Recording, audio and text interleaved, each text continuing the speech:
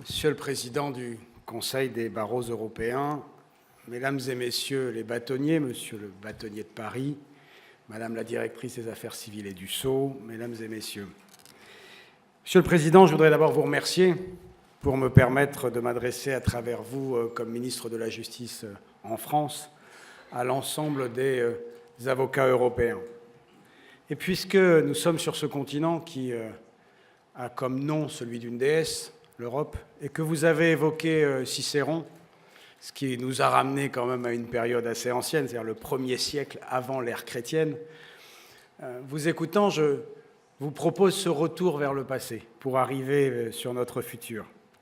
Parce qu'au commencement de notre histoire européenne, il n'y avait pas d'avocat, il n'y avait pas de justice, il n'y avait pas de juge, il n'y avait pas de service juridique, il n'y avait pas de barreau. Chronos a pu manger tous ses enfants, sauf Zeus, sans être inquiété.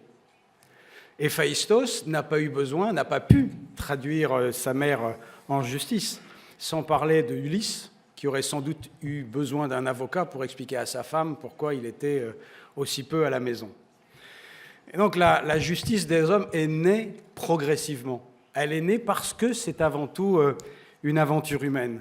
Et de la même manière, votre profession, celle qui rassemble, je l'ai entendu, 1 400 000 avocats sur le continent, est née lentement, parce que Cicéron, autant qu'il m'en souvienne, Cicéron a fait ses preuves dans une sordide affaire de succession. Je crois qu'il faut attendre Justinien, c'est-à-dire bien longtemps après, puisque c'est le 5e siècle, pour qu'un ordre des avocats puisse naître. Et si j'évoque cette histoire, c'est parce que je suis convaincu que l'institutionnalisation de la justice, la construction de ces mécanismes particuliers, cela correspond tout simplement à des marqueurs de civilisation. La justice a été inventée pour supprimer la barbarie, pour que la loi du droit remplace la loi du plus fort.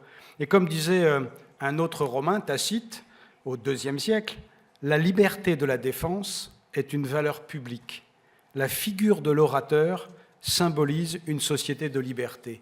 Et donc oui, de ce point de vue, la fonction d'avocat est un témoignage, un indicateur d'un degré de civilisation. Et évidemment, la manière dont vous pouvez exercer votre fonction dit aussi beaucoup de la société dans laquelle vous le faites. Puisque, pardon de cette tautologie, mais le cœur de votre art, la vocation de votre mission, probablement d'ailleurs le fondement de votre engagement personnel, c'est la défense. Et Robert Badinter, l'un de vos confrères, un de mes prédécesseurs, ô combien forme d'exemple pour tous ceux qui se succèdent dans son bureau place Vendôme, définissait la profession d'avocat en disant « ce n'est pas un rôle, ce n'est pas une fonction d'être avocat, c'est une passion. Et en plus, c'est une mission. » Parce qu'entre la société et l'individu, entre l'institution en France, entre l'autorité judiciaire et le citoyen, il y a un intercesseur, un tampon.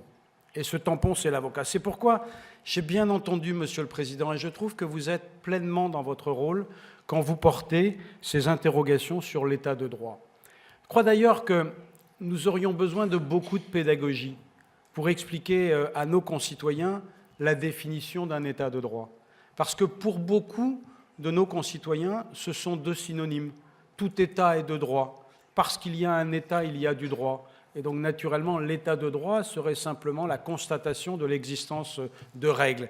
Et vous savez, nous savons ici que tel n'est pas le cas. Un état de droit est un état dans lequel il accepte de se limiter par des règles qui ne sont pas seulement nationales, qui en France ne viennent pas simplement, même si cela suffirait, de la Constitution de 1958 ou du préambule de 1946 ou même de la Déclaration des droits de l'homme et du citoyen.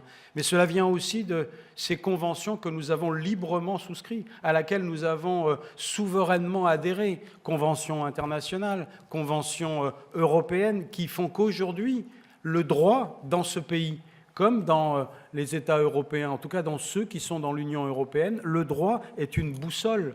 Ce n'est pas une pâte à modeler que l'on permettrait ainsi de bouger au gré des soubresauts du présent ou des émotions qu'il provoque. Et donc, je vous rejoins pleinement, Monsieur le Président, sur le fait que nous ne pouvons pas avoir comme forme d'organisation de notre vie collective un droit pénal qui reposerait sur les probabilités d'un danger ou sur ce que l'on voit de plus en plus poindre, alors que nous pensions que cela relevait de l'univers cinématographique, c'est-à-dire de la justice qui serait prédictive.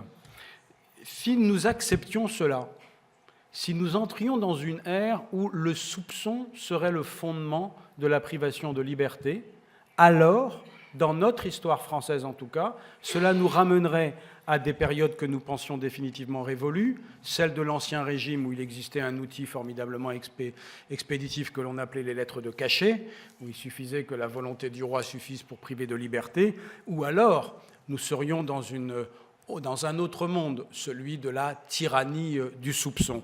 L'État de droit a la responsabilité qui est la mienne depuis maintenant quelques mois. Je ne cesse de le dire partout où je vais, quel que soit d'ailleurs l'aréopage devant qui j'ai l'honneur de m'exprimer. L'État de droit, c'est une colonne vertébrale. Le remettre en cause, et je constate que dans mon pays, il y a des tentations, et pas des moindres, de le proposer, de le suggérer, parfois même de le construire à travers des dispositions qui sont déposées à l'Assemblée nationale. Remettre en cause l'État de droit, au nom d'une prétendue efficacité, serait non seulement une faute évidemment très lourde, mais en plus une erreur totalement stratégique. Parce que si nous acceptons que le moteur de la législation soit le fantasme, alors c'est la porte ouverte à l'arbitraire parce que la réalité n'arrêtera pas cette marche qui serait funeste. Or, ce gouvernement, dans cette législature, veut démontrer qu'au contraire, l'état de droit n'est pas une entrave. Les conventions que nous avons signées, je le disais, les traités que nous avons approuvés, non seulement ne sont pas des éléments, comment dirais-je, gênants, mais au contraire, ce sont des forces, puisque nous prétendons à leur efficacité. C'est ce que nous avons fait de multiples fois, il faut le reconnaître, depuis le début de cette législature qui se termine. Nous avons voté, comme parlementaire je l'étais, plusieurs lois antiterroristes, parce qu'il nous semblait que notre arsenal méritait d'être complété. Mais nous l'avons fait avec deux volontés. D'abord, évidemment, donner des moyens à ceux qui sont les autorités poursuivantes, à ceux qui sont les agents de l'instruction, pour agir, donc des moyens nouveaux avec une simplification des procédures, tout en, et je pense que c'est notre odeur, tout en offrant plus de sécurité et plus de garanties pour le justiciable. Et donc dans une des lois que nous avons votées, dont je sais qu'elle n'a pas été totalement consensuelle, le bâtonnier de Paris voit très bien de quoi je veux parler, une loi sur le renseignement qui, dans ce pays, était un manque. Nous avions des moyens de renseignement qui n'étaient aucunement encadrés par la loi. Nous avons souhaité, et j'ai eu l'honneur de le faire comme rapporteur, comme président de la commission des lois, nous avons souhaité que les pratiques soient encadrées, que les moyens soient légalisés, que le contrôle soit organisé. Et nous avons veillé à ce que le contradictoire dans les procédures qui seront engagées très légitimement soit garanti et que la présence de l'avocat soit affirmée dans la procédure. Nous avons ainsi permis que l'accès au dossier sera possible pour le justiciable mis en cause ou par son avocat, dans les enquêtes qui sont dirigées par le procureur, et ce, avant même l'engagement des poursuites. De même, la présence de l'avocat sera garantie lors des reconstitutions et dans les séances d'identification des suspects. Si nous l'avons fait, ce n'est pas simplement parce qu'il y avait des revendications de votre profession, mais d'abord parce que nous sommes convaincus que c'est l'intérêt général, que nous servons l'intérêt général en permettant ainsi l'exercice du droit de la défense. Nous avons veillé, et je le dis sans aucune espèce de crainte parce que je ne serai pas démenti par les faits, nous avons veillé à ce que votre secret professionnel soit absolument préservé, tout simplement parce que là aussi, l'un de vos confrères éminemment symbolique du combat des droits de l'homme, Maître Henri Leclerc, a dit « Le secret de l'avocat est une norme nécessaire au bon fonctionnement de la justice ». Et donc oui, dans la loi, la dernière antiterror que j'évoquais tout à l'heure, celle de juin 2016, et dans la loi renseignement, nous avons mis des articles qui sont directement inspirés de la jurisprudence de la Cour européenne des droits de l'homme pour nous permettre d'avoir la défense dans les meilleures conditions. Voilà pourquoi nous ne transformerons jamais l'état de droit en état de police. Et de ce point de vue, vous évoquez, Monsieur le Président, l'état d'urgence dans lequel vit la France depuis déjà plusieurs mois. Le texte qui régit son organisation datait de 1955. Nous l'avons modifié, là aussi, avec la même conviction, c'est-à-dire de donner des garanties supplémentaires pour le renforcement des contrôles du Parlement, qui aujourd'hui doit avoir accès à toutes les mesures engagées sans même passer par le truchement du ministère de l'Intérieur, mais le Parlement doit avoir directement les informations et contrôle par les juridictions administratives dont c'est la compétence en regard de notre mode d'organisation juridictionnelle. Donc l'exigence de ce gouvernement à l'égard de l'état de droit est non seulement constamment réaffirmée, mais en plus démontrée par les faits. Et nous le faisons évidemment parce que nous savons que nous nous inscrivons dans un continent qui en a fait sa marque singulière. Oui, le continent est aujourd'hui menacé par le terrorisme, par ceux que nous ne pouvons plus appeler des adversaires, mais qui sont évidemment des ennemis. Oui, le continent doit, et l'Union européenne singulièrement, doit se doter d'un ensemble de directives. Il l'a déjà commencé, qui vise à harmoniser les garanties procédurales dans le cadre des procédures pénales. Il y a des garanties qui ont été prises, des directives qui ont été acceptées sur le droit à l'interprétation et à la traduction, sur le droit à l'information, sur le droit d'accès à l'avocat, sur la présomption d'innocence, sur la garantie particulière en faveur des enfants. Et il faudra, et ces dispositifs vont être complétés par des directives sur l'aide juridictionnelle, là aussi, pour l'harmonisation de cet accès au droit dans les procédures pénales. Ce sont des avancées très tangibles, matérielles, pour les droits fondamentaux. Et vous vous interrogez, Monsieur le Président, très légitimement sur la place de l'avocat en Europe, évoquant ainsi le Brexit. Le Brexit est évidemment pour nous une interrogation pour le moment, une difficulté d'ailleurs, puisque nous respectons la décision souveraine du Royaume-Uni qui bénéficiait déjà en matière de justice d'un statut parfaitement dérogatoire, puisqu'il pouvait à la carte choisir les mesures qu'il appliquait ou qu'il n'appliquait pas. Je vais vous dire, parce que vous l'avez fait avec beaucoup de franchise et de sincérité, Monsieur le Président, ma conviction que je défends évidemment dans chaque sommet JAI, c'est-à-dire les sommets justice et affaires européennes avec mes collègues de l'Union européenne. Le choix de nos amis britanniques de sortir de l'Union ne peut pas être sans conséquences. Évidemment, nous avons besoin de garder les mécanismes de coopération policière et judiciaire qui sont efficaces autant pour le Royaume-Uni que pour nous. Mais il y aura nécessairement des conséquences, parce que c'est le respect de la décision choisie par le peuple britannique.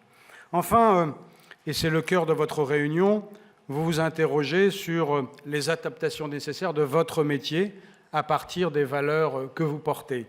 Comment accueillir ce qui naît? Comment innover sans se travestir? Comment se réinventer? Ce sont des questions où je crois d'ailleurs que Maître Jean-François Henroth, qui va avoir tout à l'heure le prix de l'innovation, a répondu et a réfléchi, et a donc apporté des premières, Monsieur le Président de la conférence des bâtonniers, a réussi à apporter des réponses. Il y a un dramaturge américain qui s'appelle Neil Simon, et il a dit cette chose que je trouve très encourageante.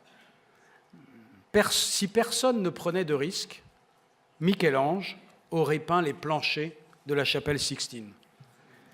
Si la chapelle Sixtine est un chef-d'œuvre universellement reconnu, c'est justement parce qu'il a pris des risques, parce qu'il a choisi une esthétique absolument sublime, parce qu'il a pris du courage, il a eu besoin de courage pour admirer, pour pouvoir construire ce qu'aujourd'hui nous admirons. Alors, évidemment, sans prise de risque beaucoup plus modeste, Nous devons être les Michel-Ange de notre époque, et c'est une mission qui vous incombe, Monsieur le Président du Conseil des barreaux européens, de contribuer à bâtir cette justice du XXIe siècle.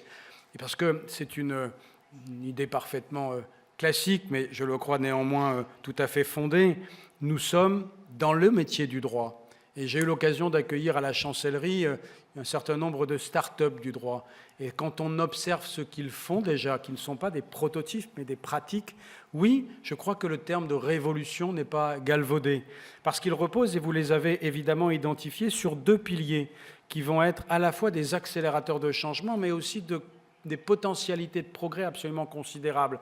La circulation de l'information, l'intelligence artificielle.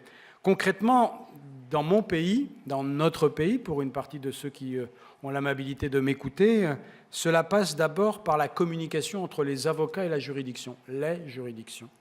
Elle est aujourd'hui obligatoire, cette communication électronique en appel, et elle est possible en première instance devant les juridictions du ressort d'une même cour d'appel. Il n'est pas encore possible de rendre cela obligatoire. C'est techniquement compliqué pour nous parce que je ne vous ferai pas l'injure de vous dire la situation financière dans laquelle est le ministère de la Justice.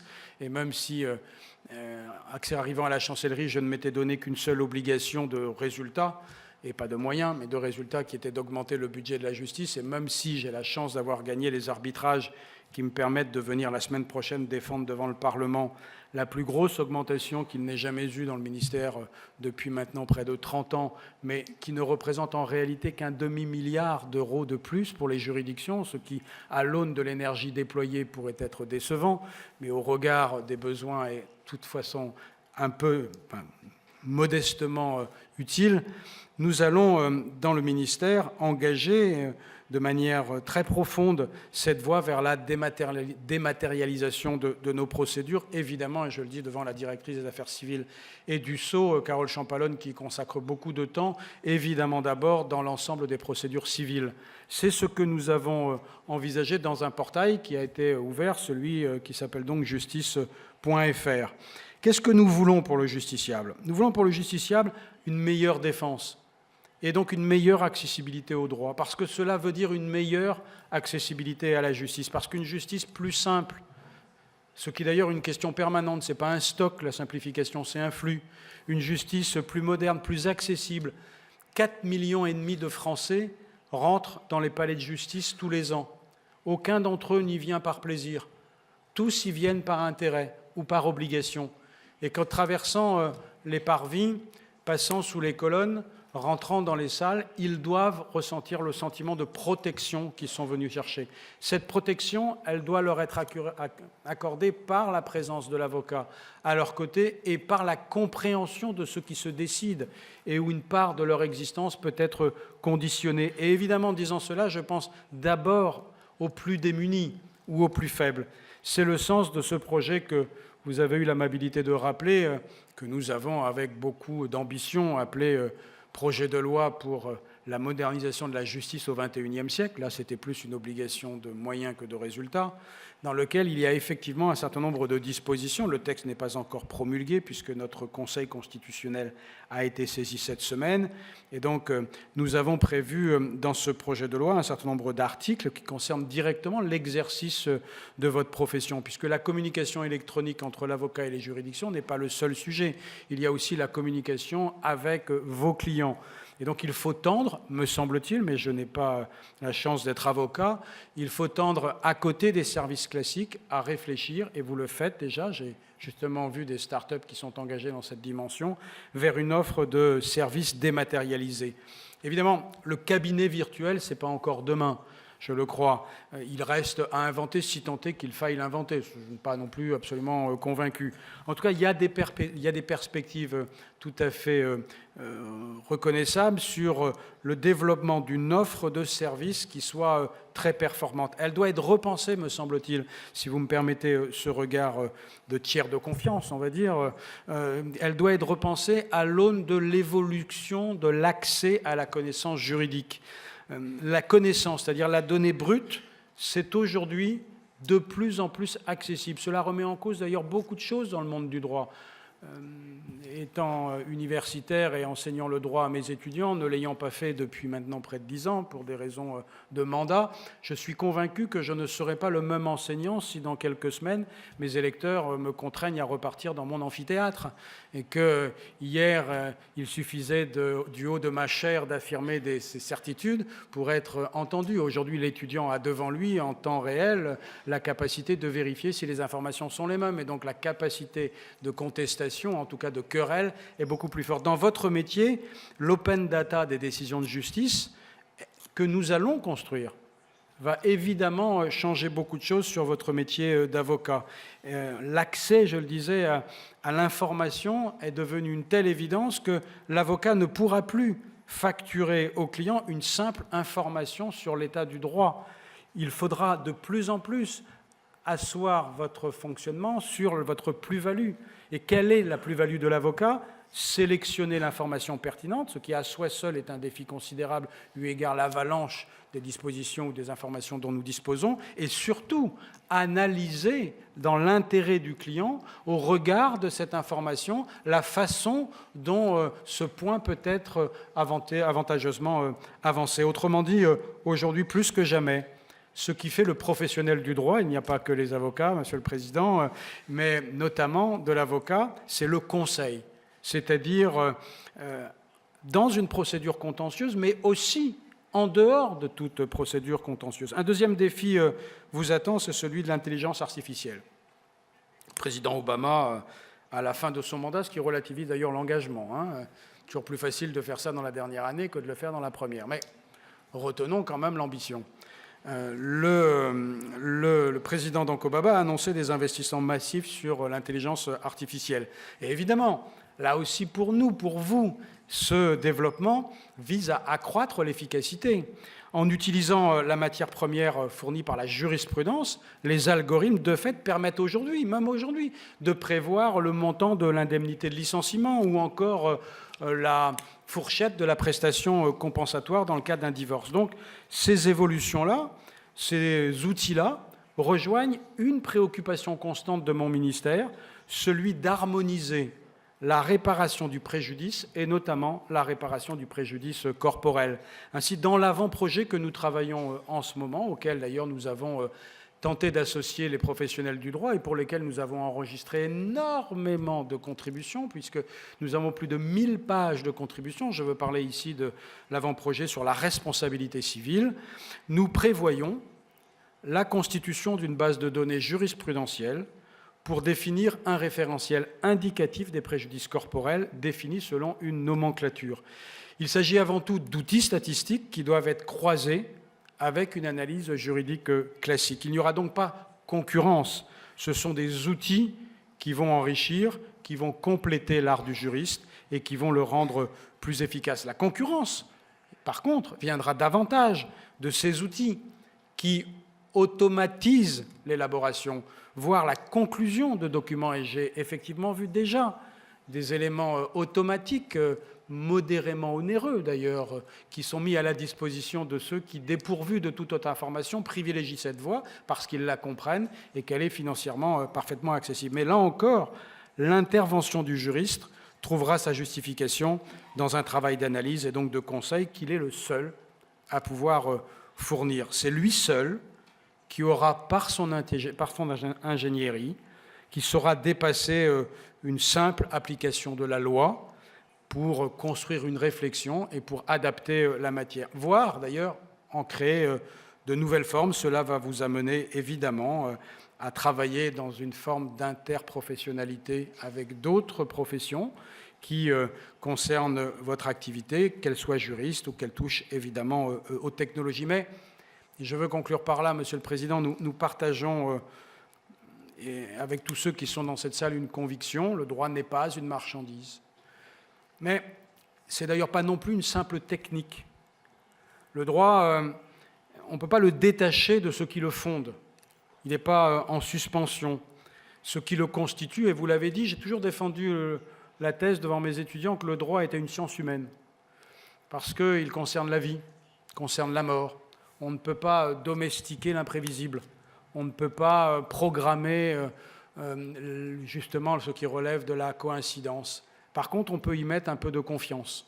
Et le droit contribue à mettre de la confiance. Et c'est d'ailleurs la mission que je crois être celle de l'avocat, avoir cette capacité d'appréhender la vie humaine et en même temps de recourir à l'analyse rigoureuse juridique. Donc vous avez un art qui est un alliage, difficile d'ailleurs à tenir de manière permanente, un alliage entre l'humain et le juridique, ce qui rendra évidemment dans l'éternité, et en tout cas devant les décennies qui sont devant nous, votre intervention indispensable.